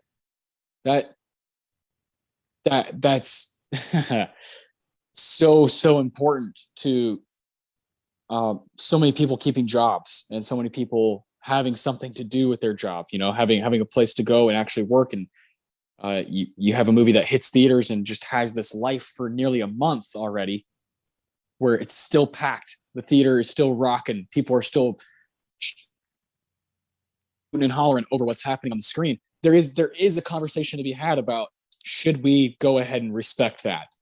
Because it means so much to cinema, right? For a movie to kind of not save the theater, but it's trying. It's trying. I don't think we should count box office success or box office failure. Popularity, I don't think should be an issue either. I think it should entirely depend on the quality of the film.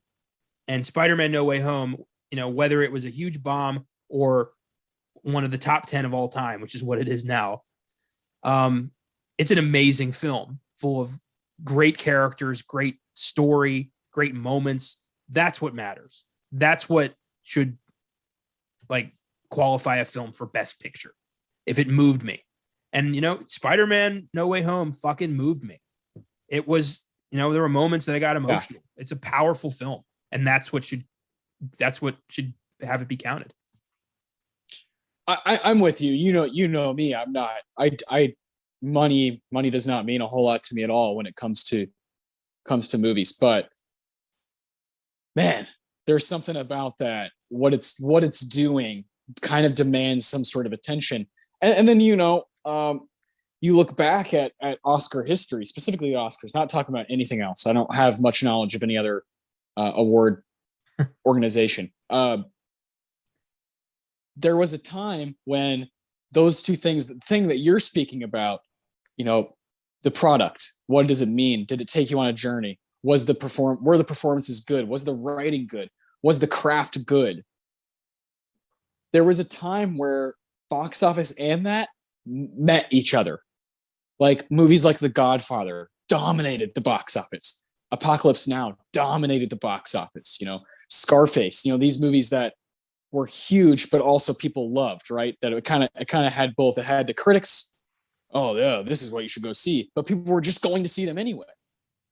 Yeah. And now there's again, this could be its own episode. Now there's a whole nother conversation about, well, nobody's fucking seeing anything in theaters. Movies aren't doing well. They're having to go to HBO Max. They're having to go to Netflix, or having to go to Hulu, or whatever it is. They're having to do a VOD thing, Spider-Man broke that. They were like, no, we are capable of breaking that, while also, like you said, being a great film. So I think it is a meeting of those two things. I think we've seen that recently a few times. Joker, pretty good movie, broke the box office, broke the bank, got tons of nominations.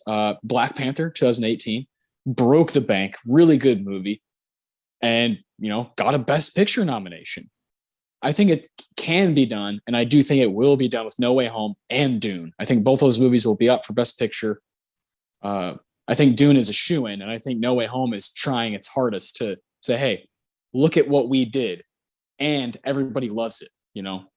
I love that conversation. I think it's fascinating. It's scary because there are so many great movies, indie movies, smaller movies that are probably going at the Oscars and gonna be nominated for stuff that people just haven't talked about or people haven't seen. While something like Don't Look Up, Adam McKay's movie on Netflix, everybody talked about, because it was right there in front of them.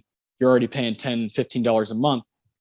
But those movies that hit theaters, movies like Come On, that's probably going to be up for Best Director. That's probably going to be up for Best Actor. But nobody's really seen it. And that's such a fascinating place to be. What's more important? Something crafty and small that is very good and very moving if you've seen it, or the thing that everybody's seen and everybody's moved by? I don't know. It's fascinating to think about. Well, see, but these days, the only people watching the Oscars are people like us who are watching the indie shit, like the stuff that... True. And True.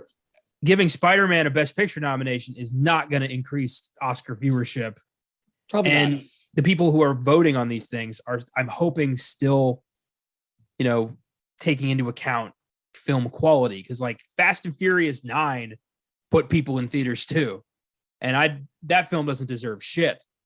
So popularity can be a slippery slope. Yeah, for sure. And it really ultimately it comes down to kind of is the Oscars trying to reflect how the culture feels about movies, or are they doing their own thing? Because doing their own thing has not worked. True. It doesn't get people to care. True, but I think at this point, everyone who's gonna care already cares. Yeah, no, I think there's no way back. Yeah. I think the only way, and this just cannot happen, I would be totally against this. I would think about changing our entire show if they did this, is if they started giving fans votes. And that just would not fly with me. You'd have some YouTube bullshit as Best Picture.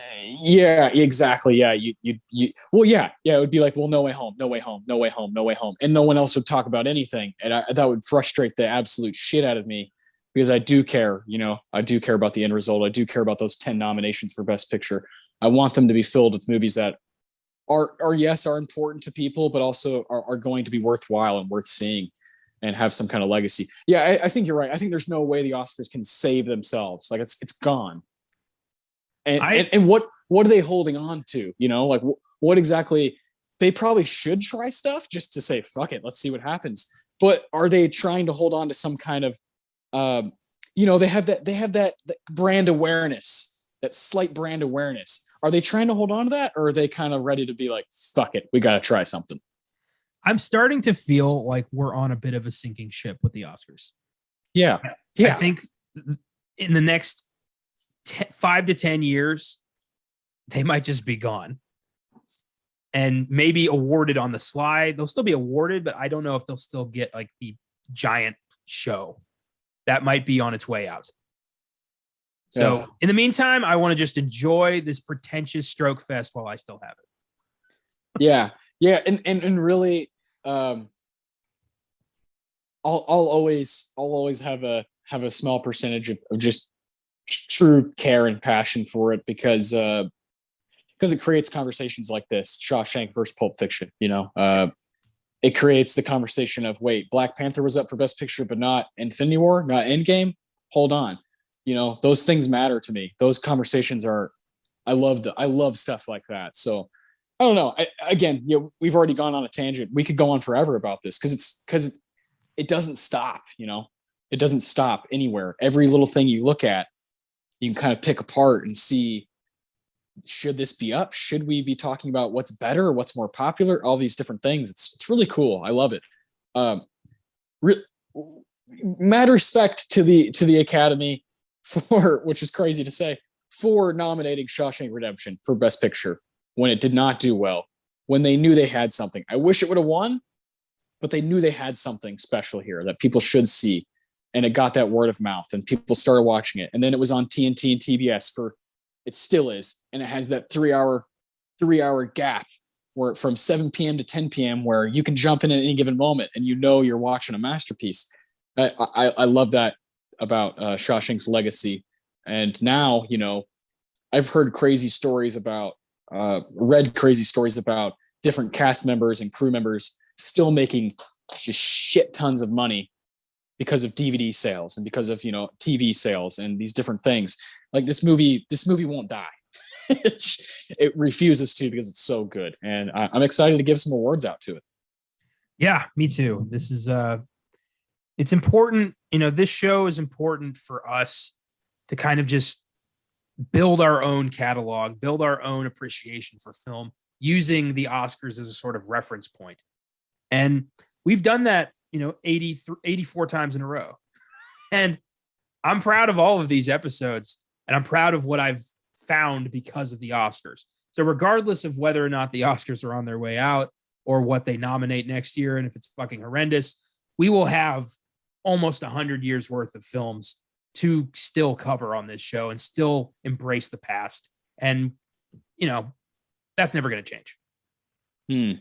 Yeah, straight up. Yeah, we've done done stuff like Shrek and The Incredibles, all the way to Shawshank and fucking Faces by Cassavetes and Minding the Gap. And we're going to continue to kind of push the boundaries and do different kinds of movies. And yeah, I'm having a blast. So we aren't going anywhere unless the Oscars starts giving fans votes. And then we'll just we'll stop here and just only go to the past and just ignore the future. Exactly. Yeah. All right. Let's do this. This is great because we've talked about a couple of these individuals that we have awards named after. We have the Quentin Tarantino Award for Best Quote of the Movie, Ennio Morricone Award for Best Music Moment, Best Needle Drop, whatever you want to call it. We got the Philip Seymour Hoffman Award for the Best Performance of the Movie, and we have the Roger Deakins Award for the Best Scene of the Movie. So Connor, take it away with your Tarantino. I know you probably got a few. I have three. My first comes from our first meeting of Warden Norton, our bad guy, the Darth Vader of Shawshank Prison. And he is introducing himself to the new fish, says, I believe in two things, hard work and the Bible. Here you'll get both. Put your trust in the Lord. Your ass belongs to me. Welcome to Shawshank. Fuck. Tells you right there what kind of movie you're in for, what kind of place this is. Unforgiving, painful, relentless. And the film delivers. Great pick. My second one, it just makes me laugh every time. It's when Andy, Red, and Haywood are going through the new books, and Haywood pulls out what he calls The Count of Monte Cristo by Alexander Dumbass. And they're all like, it's Cristo, you dumb fuck. And it makes me laugh every time. The Count of Monte Cristo by Alexander Dumbass. Dumbass, yeah. I love the reactions of everybody, especially Dufresne, who's got his glasses down to like the bridge of his nose. He's like, no, sir. You actually like it. And then you have him say, you like it. It's about a prison break. And then Red says, should it be under educational? So good. Wonderful. What a moment. And then my third is just a line that makes me smile every time. It's narration from Red after Andy is no longer in his cell mysteriously. And he says, in 1966, Andy Dufresne escaped from Shawshank Prison. That's all it is right there. Like, fuck yeah, he did. Oh, man. Yeah, God, Red has so many bits of narration that are to die for. And he pinpoints where we're at throughout the film so well, Apparently, this is kind of scary to me and also just fascinating. A fascinating way to make a movie. They recorded Derebot and the crew recorded all of the narration before they filmed anything. And then they played the narration on the set while making the film. So when they're in different scenes, they could hear Morgan Freeman's voice. Whoa. That's creepy, but interesting. No wonder he was later cast as God. Yeah, exactly. Well, yeah, that monotone voice, it's something else, that just kind of what a gliding through, not going up or low, or it's just right in the middle. Just Morgan Freeman. Just a lot of people are like, oh, I want him to narrate my life. I'm like, I fucking don't. That would freak me out. I'd be like, I'm not Andy. I am not Andy Dufresne. I am not in Shawshank.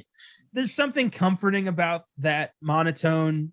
It's like a reassuring voice of like, yeah, this is a dark story, but everything's going to be okay. Yeah. God. Yeah. Oh, man. Yeah. But my Tarantino, this has been, I've said this, there's probably been 10 occasions throughout our 84 episodes where I've been like, wait a minute, this is the hardest Tarantino I've ever had to choose. This is the hardest Tarantino. You know me, I like to choose just one. And boy, oh boy, is it hard. I have such a hard time because, again, Red has so many moments of just pure dominance when he's narrating. I also love one of my favorite lines in the movie, the line that I've said the most, that I still say, I said at work today, is when he says, same old shit, different day. Yeah. After getting rejected again, I say that all the time, but that would be too easy to do that as a Tarantino. The award that I would give out, the quote that I think is the best, is when Andy Dufresne and the fish they come in, they're coming into the prison, coming into Shawshank, and everyone's making bets and whatnot, and you hear Morgan Freeman's voice, you hear Red narrating, and he says, "I must admit, I didn't think much of Andy the first time I laid eyes on him. Looked like a stiff breeze would blow him over. This is my first impression of the man." Oh, I love that sentence. I love the bit. Looked like a stiff breeze would blow him over. This is Andy Dufresne we're talking about. This is a guy who escaped Shawshank 20 years later. This is a guy who spent time in the hole over and over and didn't allow it to get to him. This is a guy who knew that the warden murdered the guy that was going to get him out of prison because of his testimony, and he still escaped and still had that little, shining glimmer of hope. I love that was Red, this good man, this good, honest man who will be straight with you as a friend, right? Red will be. He just thinks nothing of him and bets against him that he's going to crack first. And ultimately, it's these two that become best buds. It's these two who become this kind of fucking Kobe and Shaq duo, where if you have them two in Shawshank, you can't go wrong. One of them's like a borderline genius and is, making his way around the system and has made up an alter ego, a different identity. And the other guy, Red, is a guy who literally can get you anything. He can get you a poster of fucking Rita Hayworth. He can get you a poster of Marilyn Monroe, Raquel Welch. He can get you cigarettes, whatever you want. He can get you a rock hammer. Like, these two guys together is one of the most dominant movie duos I've ever seen. And I love them both so much. I've always wanted to blow up a poster of, there's a shot of when Tommy is telling them what he witnessed and how Andy's like, holy shit, my life's about to change. There's a shot from behind Tommy, Roger Deakins, God bless. And you see Tim Robbins and Morgan Freeman standing next to each other. And it's like the Twin Towers, it's like these two just brilliant characters standing next to each other. And I love them so much. And I love what Red's doing in this movie, the narration. You could really go with any of his stuff, but that initial look that he has at Andy, and he thinks nothing of him. I've always loved that line. Like a stiff breeze could blow him over. Oh, so good. I've had that I've had that in life. There's I won't name him just in case he does listen to this show, but I have a friend who, when I first saw him, I thought, this is an obnoxious, like, weird guy. I don't care for him. I don't want to know this guy. A year later, I meet him under different circumstances. Now he's one of my closest friends. So it really does, first impressions don't mean that much, I don't think. You got to get to know somebody. 100%. I've done that way too many times, where I have my preconceived ideas about who a person is just by maybe the way they're wearing their fucking hat, and you're like, oh, this guy's a prick, whatever, Yeah. And then you meet him and you talk to him and you're like, wow, this guy's got some depth, it's like, oh yeah, because he's a person, Yeah, because he's a human being. Chances are he's been through some stuff. And I love that about this movie. It nails that stuff, really nails that stuff home about, I'm going to continue to talk about those themes. I adore what Shawshank is doing for friendship and for the circumstances in which you meet somebody and how they can kind of prove you wrong. I love that. Yeah, there's a lot of great themes in this movie to unpack, friendship, brotherhood almost, hope, obviously, endurance, salvation. It's all over the map here. And it's a great film to just kind of get lost in on all these different fronts. Like, I envy people who haven't seen it, because they'll get to see it for the first time. And what a ride that is to see Shaw first time. Especially towards the end when it takes its twists and turns, and you're like, oh, wait a minute, get busy living or get busy dying? What? Hold on, man, I'm not ready for this. It's really a mind-blowing movie, that especially that first ride. I'll never forget it. Oh man, yeah, me too. Beautiful. All right, Morricone. Ennio Morricone, best music moment. Here we go. Thomas Newman. This was the most difficult one for me to pin down. Okay. This score is so beautiful. It belongs in a fucking museum. I could have chosen our initial first look at Shawshank, that, kind of the main theme of the film, which is so beautiful and haunting, but also inspiring. But there's one moment in this film that is crucial, like it needs that music to work. And it's the part where Andy escapes the tube. He crawls out of the tube of shit into water. He's cleansed by the outside world, and it just, ripping his prison uniform off and just holding his hands up to the sky. The music that plays in that bit is the most triumphant shit I have ever heard in my life. It is so powerful. And you've been there the whole time with Andy. You understand the struggle. You've seen what he's been through. You feel that incredible moment, and it's earned. It's so earned. Yeah. And yeah, every time I watch it, I get goosebumps. I get emotional. I get a little choked up. It's just so fucking amazing. Yeah. God damn. What a great pick, and that's the, I've had the movie poster forever, right? Of him with his arms out, the rain coming down, and you immediately, when you see that image or you see Shawshank Redemption, you think of that part of the score. God, it is on par with everything. Every, peak moment in any movie in cinematic history, this piece of score is right there with it. It's that powerful. Oh. God, I love this movie. My pick comes a little bit after that, and it's the track. It's called Zihuatanejo, where in Mexico, where our boy Andy Dufresne always wanted to go, right? And my favorite thing is to listen to that, and it's just so goddamn peaceful. I like listening to that, and I like thinking about Tim Robbins, Andy Dufresne talking about the Pacific and how it has no memory. And I get all teary-eyed,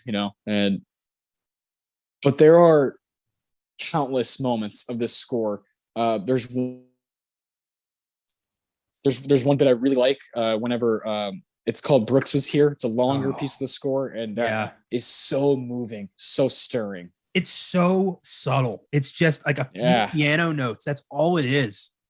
And yeah, I can't listen to that bit without tearing up. I have it on my I still have an iPod because I'm trapped in 2005. Hell yeah.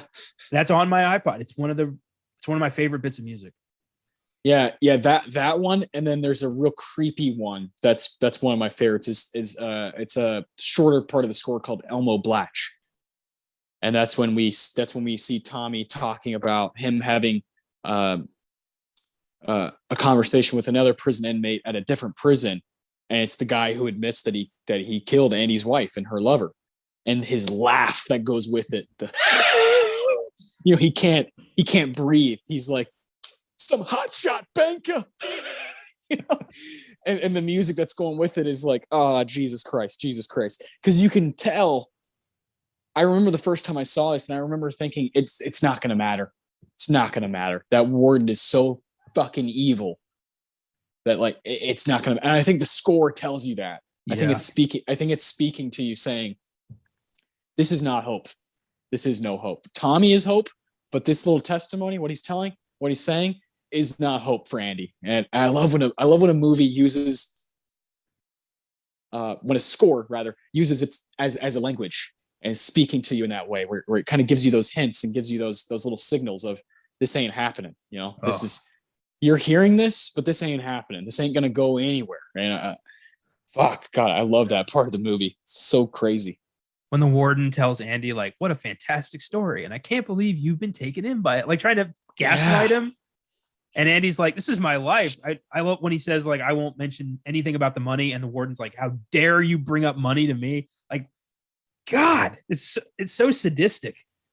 And then throws him in the hole for 2 months. Like, Jesus Christ. You imagine 2 months with zero human contact? No, I could not. No way. Especially in that manner where you're being fed just slop. I could go without. Yeah, I could go without human contact if I had, like my DVD and Blu-ray collection, and maybe some fucking Canes every now and again, or Whataburger, but just nothing, just nothing. Just there's like one little tiny light that you can barely see, and that's all Andy has. Yeah, no thanks. He's under the warden's thumb at that point, but then he fucking fights back, and it's so glorious. One of my favorite little warden moments is when he gives Andy the pie, and he's like, "You want the rest of this? Woman can't bake for shit." Like, even in his good gestures, he's this complete piece of shit scumbag. Yeah. Yeah, he's a real, when he's talking to Andy in the hole and he's like, I will cast you down with the sodomites. You're like, oh my God, fuck this guy. You'll think you've been fucked by a train. Like, what the fuck, man? Yeah. And that answers some of your questions you might have. You're like, wait a minute, this is a prison movie and the sisters are the only bad people? No, it's just that when you get in with Red and you get in with that group, you have like a good, stable little community and you have protection. Yeah. And then Hadley, I mean, Boggs gets his ass fucking kicked like 2 years into Andy Dufresne's stint. Yeah. I mean, he gets his legs taken away from him. So after that, people are like, maybe I should stay away from this Andy Dufresne guy. Like it's like that. But then later, your questions are answered by the warden saying, no, there is evil here. You just don't fucking see it, Yeah. Oh. Andy's too valuable to be taken advantage of. He's got, he's doing all the guards' taxes. He's running the warden's books. Like, he's untouchable until the warden says otherwise. And I love that they don't let you forget that. They don't let you forget that he is fucking in prison. Like, this is hell. He's just protected for now. Yeah. Yeah. God. What a movie. I know, right? Fucking A. All right. Yeah, the Ennio. It's a good movie when the Ennio award takes you to all these different places, and you start talking about the movie as a whole. The Philip Seymour Hoffman Award. Who won the movie? Is it Tim Robbins or is it Morgan Freeman? It's Tim Robbins. Oh, for me, it's Morgan Freeman. Oh, shit. Great. Okay, let's hear it. All right. So Andy has this infectious optimism about him throughout the entire movie. It's, everyone kind of mentions it. Like, they think, he's got a silver spoon up his ass the whole time. And he doesn't let anything break him. And even when you think he's going to, that's his most hopeful point. Where you think, like, if you haven't seen this before, you think Andy's going to kill himself. And this movie had ended with that. Holy fuck.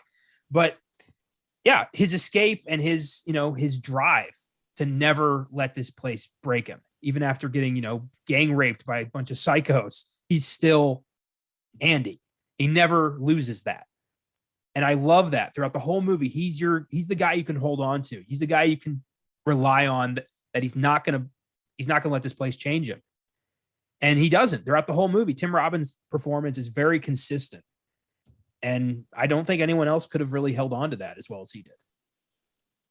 I agree with all of that. And I think Tim Robbins is the only guy who could play Andy Dufresne the correct way. I also think Morgan Freeman is the only guy who could have done Red the right way. I think the narration, I think it's usually a total cop out when movies do that.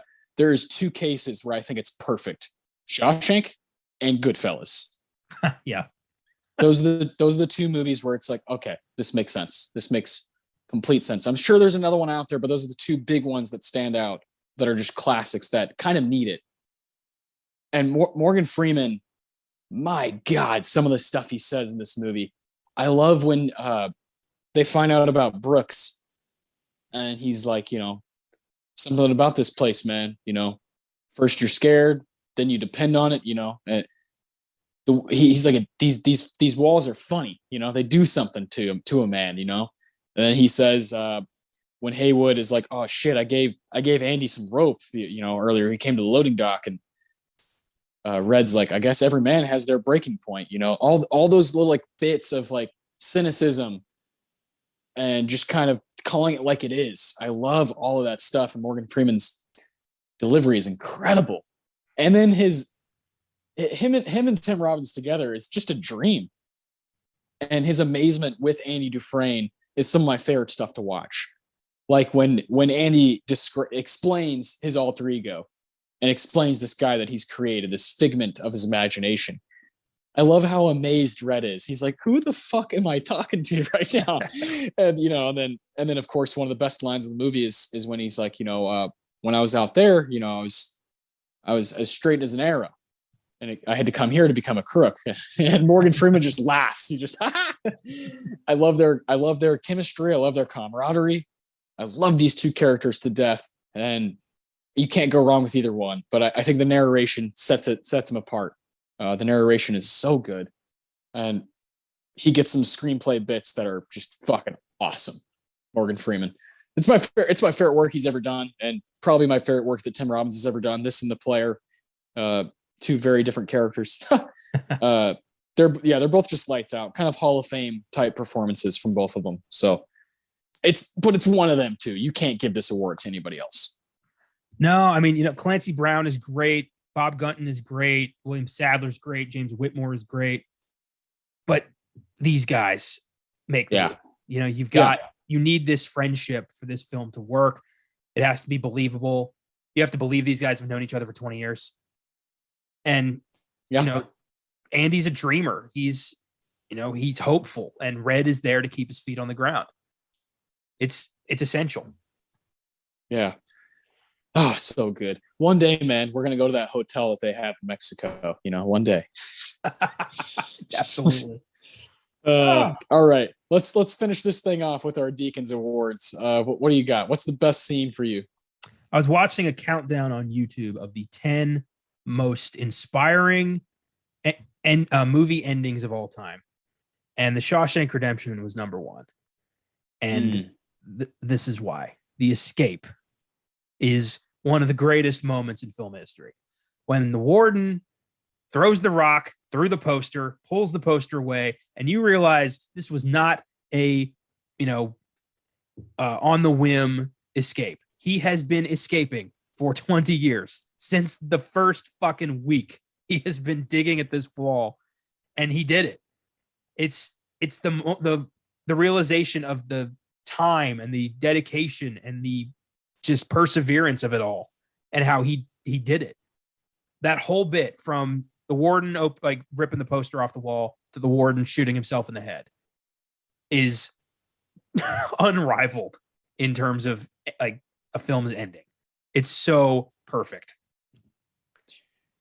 Yeah, I can't argue with that. And I think deep down that stretch is the best part of the movie, and I'm with you. I think it's up there with any stretch of any movie ever made. I think it's a big reason why. I think the way it sticks the landing is the reason why it is what it is. It's Shawshank Redemption, Yeah. God, when he throws the rock through the poster, you're just, that first time I saw it, I was like, what? That bit of bouncy music that Thomas Newman has in there, I almost picked that for my Morricone because it's just so like, that's a good bit. You get charged. You're like, yes. Beautiful. Yeah, I can't explain. Yeah, how much that just like rocked me the first time I saw it, because I for real thought the way Tim Robbins sells him grabbing the rope from under his pillow and puts it on his lap, and you're like, dude, this guy's gonna fucking hang himself, man. Like, the despair, you feel it, and you understand why. You're like, he's trapped by the warden. He knows now he'll never get out of here. Like, there's so many reasons for him to do it that you don't even think like, no, he escaped. It's great. Oh God. Yeah. Yeah. I really, yeah, again, I think deep down, this is what I should be choosing for my Deakins, but I'll go with something else. Okay. And it's a scene that I think changes the film early on. It's a scene that it goes from, okay, this is good, to, okay, this is going to be great. And you can tell it's going to be great as you're watching it. And it's the roof scene. Yeah, goddamn. Yeah. When they, Red and Andy and the boys, they get to work on the roof, and Hadley's up there. Clancy Brown is up there, and he's talking to the other guards, and he's like, yeah, fucking government's gonna fuck me, and he's like, gonna take, what do you think they're gonna do to me? Take a big white bite out of me. He's just, he gets so many good quotes. Clancy Brown is so good in this. And Andy's just stops. They're all pushing mops, and they're fucking, just working with the sun on their backs, right? And then he just turns over and looks at Hadley, and Red's like, "You fucking crazy! Get your ass back on your mop! Like, what are you doing?" And he's like, "No, he's listening to what's happening." And I love that, because it shows his kind of his inability to neglect what his expertise is. Yeah. And from then on, his life changes at Shawshank, and the movie changes. He basically goes up to him, and he's like, do you trust your wife? And he's like, what did you just fucking say? And he's like, this motherfucker's about to have an accident. Right before he's about to throw him off the roof, Andy Dufresne's like, I promise you, I can show you a way where you can keep all of that money. He's like, the IRS allows one-time gift to your spouse, da-da-da. It's genius. It's genius stuff. And it's all true. It's all real stuff that can actually happen with your money, with taxes. And Andy Dufresne is showing that stuff off. And then he says, I will show you all this stuff. All you have to do is, give my coworkers, is what he says, which is great. 3 beers apiece. He's like, I think, working as a man, it feels a lot better if they have some suds, It's just like, oh my God, it's so cool. And then they get that, and the sun is setting. Well, actually, the sun is rising. He said it's 10 a.m. Red says in his narration. Andy's over to the side in the shade, and the other guys are all drinking their beer, just chilling. And I'll go ahead and read again. This is one of my favorite bits of the movie. Could have been my Tarantino. Red says, and that's how it came to pass that on the second to last day of the job, the convict crew that tarred the plate factory roof in the spring of '49 wound up sitting in a row at 10 o'clock in the morning, drinking ice cold Bohemia style beer, courtesy of the hardest screw that ever walked a turn at Shawshank State Prison. The colossal prick he even managed to be magnanimous. We sat and drank with the sun on our shoulders and felt like free men. Hell, we could have been tarring on the roof of our own houses. We were the lords of all creation. As for Andy, he spent that break hunkered in the shade, a strange little smile on his face, watching us drink his beer. You could argue he'd done it to curry a favor with the guards, or maybe a few friends among us cons. Me, I think he did it just to feel normal again, if only for a short while. And the movie goes to this other place where you're like, holy shit, I'm watching stuff that's incredible. It's out of this world. And from then on, it doesn't stop. I think the first 20 minutes, you're kind of like, okay, what's happening here? Like what exactly is the deal? Is this just going to be another prison movie? It's like, no, it's not. It's going to be the greatest fucking prison movie you've ever seen in your goddamn life. And it is the best prison movie. There's not even really any competition. And from that moment on the roof, about 30, 40 minutes into the movie, it just steps on the gas and does not stop. And I love that about it. I love that it catapults it to a different place. That's a great pick. Yeah, that scene is so fantastic. I love how Hadley's literally bitching about a surprise $35,000 he just got from his dead brother that he hated. Yeah. And they were like, wow, poor guy. All the convicts are like, wow, some dudes have all the bad luck. It's a great scene. It really shows that, Andy is here to, like, he's not giving up his old life. He's going to do what he can to stay normal. And I love that he doesn't even drink the beer. Like it had nothing to do with him. He tells Hadley, he tells Haywood, like, I gave up drinking. It's yeah. That's a great scene. And yeah, I do agree that from then on the movie goes in a much different direction than you expected it to go. Yeah. Once he shows off that like I'm a fucking genius and I got all y'all's backs, like you can look to me. I'm the leader now. And it's just powerful. Just powerful stuff from Tim Robbins. Really cool narrative. Like that paragraph is crazy. It's crazy from Red. And God, great source material, great screenplay, and great delivery. This movie just fucking kicks ass. Yeah, it should be obvious by now, but this is a straight up 10 for me. I don't even know how to rate it. A long time ago, you and I did an episode with your Uncle Sean on Escape from New York. Yeah. And at the end, you and I gave our ratings, and your uncle was like, I don't know. It's just a perfect movie to me. I can't put a number on it because it's just not. It's this thing I can't ever grasp. It's always impressing me, and I feel that way about Shawshank. With that being said, of course it's a 10. It's an 11. It's a 12. I don't know. Do I have my issues with it? Of course. Logically, the prison, the escape. There's a few bits that I'm confused by. Like the poster. How does he get the poster back up after going into the hole? I don't know. I'm not sure. Whatever. And then if it wasn't thundering and lightning that night, what was his backup plan? I don't know. I'm not sure because he's smashing the thing with the lightning going. I don't really give a shit. I don't really care. I can suspend my belief with horror movies. I can suspend it with a Prison Break movie. It's perfect. Its execution is perfect. The landing is perfect. That scene where Red is on the bus going to Fort Hancock, and then we see him on the beach meeting Andy again is just A1. It's perfect. So I love it to death, man. We're in a good place here on Oscar Sunday right now. We've been doing some really good movies, and Shawshank is one of the best. Yeah, not gonna argue with any of that. Fantastic. I'm so glad we got to do this movie. And next week is gonna be fucking lights out. So what do we got?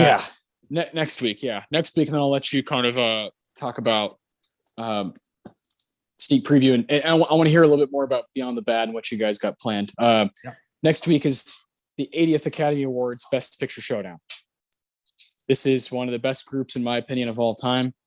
You got the winner, No Country for Old Men. We have the other nominees, Atonement, Juno, Michael Clayton, and There Will Be Blood. Oh boy, this is a killer group. I felt inspired to do No Country for Old Men because Macbeth is going to be out for everybody to see on streaming, and I always wanted to do 2007. I think it's a kick-ass year. I think it's got a true race between two movies, and I can't wait to talk about that more next week. But tomorrow, in sneak preview, what do we got? So tomorrow, I didn't want to announce anything until we were certain we were going to do this. And since we've put in quite a bit of work at this point, I think it's safe to say we're going to do this. So neither of us, meaning Caleb and I, we don't want to see the 355. It's been getting horrific reviews. We saw that exact movie 6-7 times last year. We're done with it. And The Tender Bar also getting terrible reviews. We don't want to bother. So in honor of the release of the new Scream movie coming out next week, we are going to be covering the career of Wes Craven and doing a worst to best rankings of all of his films that he directed. It's going to be a fucking blast. And Wes Craven is a director that Caleb especially really respects and really admires. So I'm excited to hear him really get to dig into Craven's career. And I'm being introduced to a lot of horror classics I've yet to watch, such as The Last House on the Left and The Hills Have Eyes. So it's going to be a tremendous episode. Hell yeah, that's fantastic. That's going to be really cool. Oh yeah. And then of course with Scream, Wednesday's Filmgazm will be Scream 3. We've covered the first two films, and the week a Scream film comes out, we're not going to not do another Scream film. So 3. Oh yeah, I like Scream 3. I think it's pretty fun. So that'll be cool. Yeah, me too. A lot of people hate that one. I don't really get why. And then Beyond the Bad, our new show is out. I hope you guys, if you checked it out, I hope you enjoyed The format, Batman and Robin, was a good place to start. I think I listened back on it when I was doing some editing, and I know it's a little pompous, but yeah, I laughed a few times. I made myself laugh. I was like, I remember that. That was funny. So continuing beyond the bad, this week's episode is the 2005 video game adaptation Doom, starring Carl Urban and The Rock back when he was still The Rock. It's a ridiculous movie, super over the top, pretty much ignores the games, which a lot of people didn't like. And we're going to dig into it. It's a movie we actually both kind of like. So that's going to be fun. Let's go. That's fantastic. Oh, this is going to be a good week. Good fun week. Wes Craven got some Scream action, got some video game adaptation, and one of my most anticipated personally Best Picture showdowns on Oscar Sunday. So yeah, gonna be a fun week. Again, rest in peace to Sidney Poitier. Rest in peace to Peter Bogdanovich. Fucking, let's throw Betty White in there too. Let's throw John Madden in there. We've been losing way too many legends lately, and the best thing to do is respect their work, watch it, read it, whatever it is, just eat it up and consume it. Remember their legacy. So hopefully you guys come back next week and enjoy what we got going on this week. But for now, we'll see you guys later. Hell yeah.